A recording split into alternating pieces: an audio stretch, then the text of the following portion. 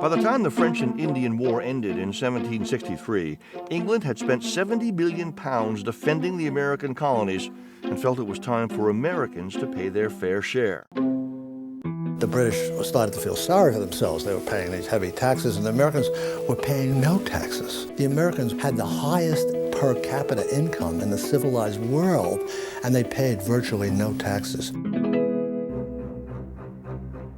In order to start collecting money from the colonists, King George III persuaded Parliament to pass the Stamp Act, which was a direct tax on all kinds of printed material, including newspapers, diplomas, marriage licenses, and even playing cards.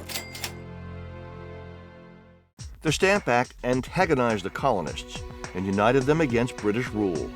To colonists, it was another example of taxation without representation. They believed they were already contributing enough to the British coffers by submitting to the Navigation Acts, which mandated that colonial imports arrive on English ships and limited colonists' right to export to other nations. If more taxes were required, the colonists believed their representatives should decide how much tax should be paid. But the British had an answer to that. They said, well, most of the people in England are not represented either. There were 7 million people living in England, and only 250,000 had a vote. Colonists began protesting by sending petitions to Parliament from the local assemblies, but demonstrations quickly sprang up. Defiant groups of women led boycotts of British cloth and other goods. Vigilantes tarred and feathered people who would not boycott the Stamp Act. They proposed boycotts of English manufactured goods, and that really matters, because America has become one of the biggest markets for English products of all kinds, and when the Americans institute these boycotts, British sales plummet. And this Stamp Act was just like putting a match in a barrel of gunpowder. And wow, there were riots in all the cities.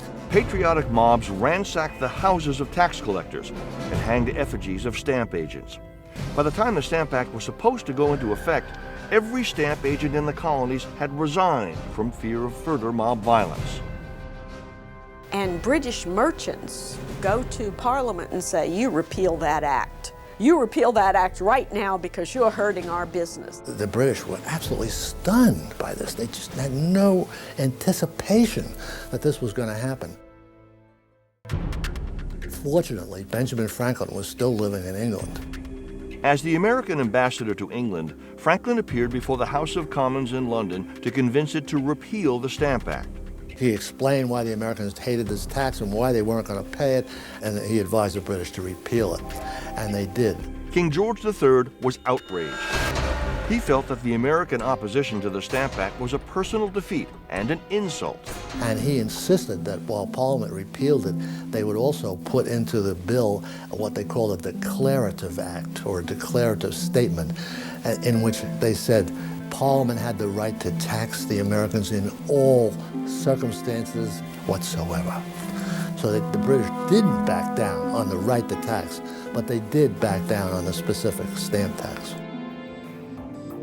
With the Stamp Act repealed, order was temporarily restored, but the colonists remained defiant. The stage was set for continuing confrontation.